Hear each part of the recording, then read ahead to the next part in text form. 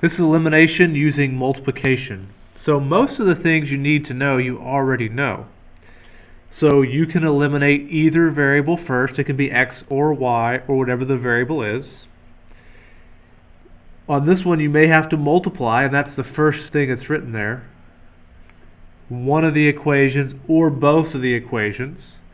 Make sure when you do that, you multiply every term, not just one of them, all of them in an equation.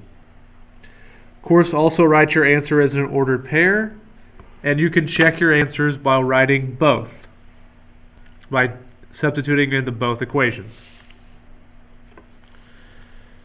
So use the same rules. Take time to look before starting.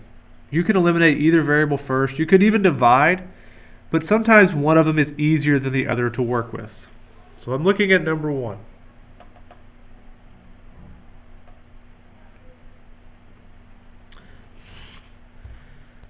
So as I look at number 1, I cannot eliminate anything. These are not the same coefficients, 5 and 2, and they're not opposite. 6 and 3 are not the same, and they're not opposite. So I'm going to need to multiply. So the easy one in this case, I'm looking, is there an easy way to multiply 5 to get 2 or 2 to get 5? Well, I have to use a fraction.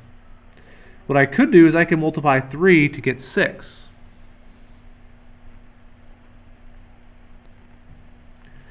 Now what I want to do is I want to be able to eliminate this 6. So I'm going to multiply this by negative 2. Okay, so make sure you see this. You've got to know why I'm doing this right here. Negative 2 times 3 is negative 6. So when I multiply this out, negative 4x plus negative 6y equals 10.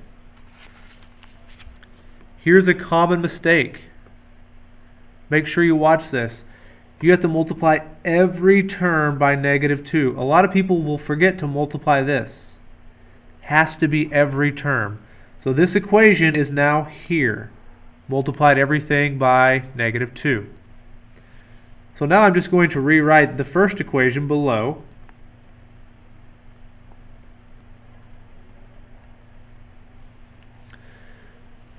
But now you can see that I have two equations, and now these will add to 0. So I can eliminate one. This turns out to be x equal to 2. So that was easy.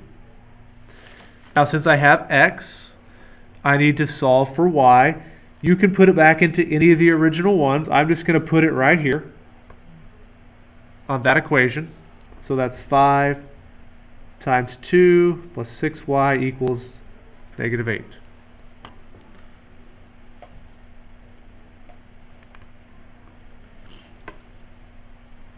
So my 2 went up here. Okay, so write your answer as an ordered pair. If these were lines, this is where they would cross. I'm not going to go through and solve that. You guys can go ahead and do that. So go ahead and finish that. Make sure it's solved. But we've done that enough times, you don't need me to show it to you. Let's look at number 2. So I'm trying to solve this one, and there's nothing that's opposites. So what I need to do is multiply something. So I have a couple options. I can multiply this 3 by a negative 3, so that way I can make the x's opposite. Or I can multiply this one by negative 2 to make the opposite. And it doesn't matter what you do. I'm going to multiply this one by negative 3. Either one's okay, and either one will give you the right answer if you do it correctly. So I'm doing that because negative 3 times 3 is negative 9x. So I've done distributive property. Make sure you multiply all the terms. Then I'm just going to write this one below. 9x plus y equals 13. Now I can add them together and eliminate. So negative 5y is equal to 25. So y is negative 5. So one good thing about this is it's going to be really easy to substitute y in here because it looks like that.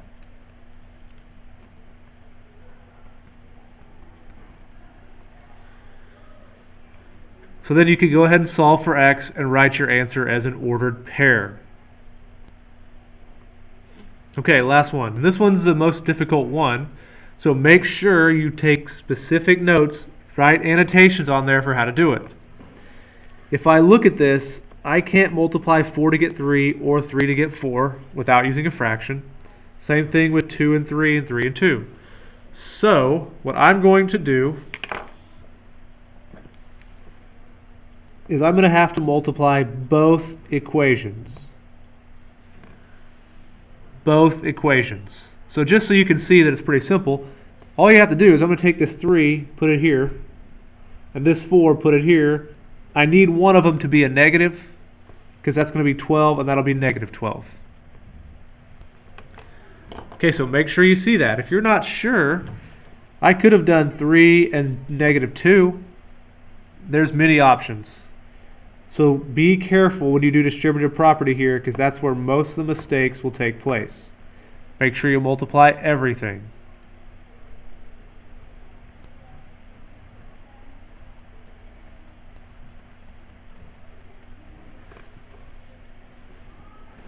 So it looks like that.